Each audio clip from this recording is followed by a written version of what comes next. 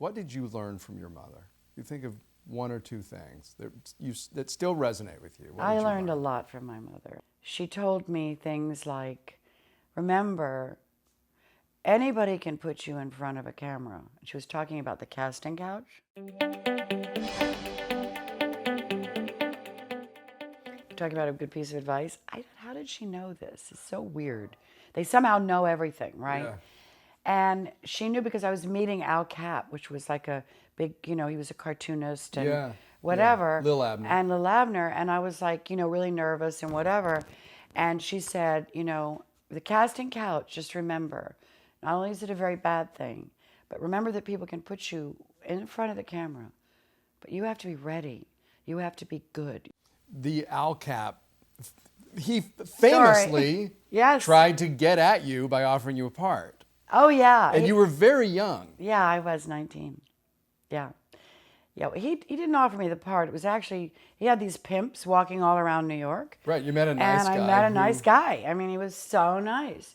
And, told me I was this and that and, whatever, my God. And I was doing this show and you look like a great character that's been created. And I believed him, And then, of course, I went up for the meet. And it was like, you've got to be kidding me. I mean, it was so scary and so... I thought, what am I doing in this apartment? And the man wasn't even there yet, Right. Anyway, he arrived. And then what ensued was kind of what these guys do, He disrobed and took off all his whatever, his business clothes, and came in a dressing gown. I think I got the picture there.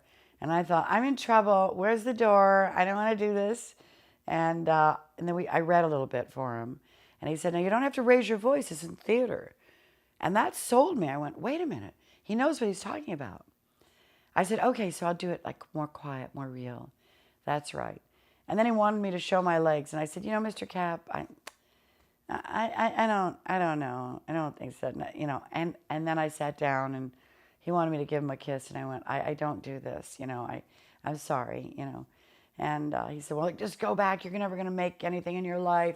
Whatever. And I was crying and I didn't have any money to go back to the World's Fair where I was dancing. And so he threw me $20 for a taxi cab. It wasn't a good day.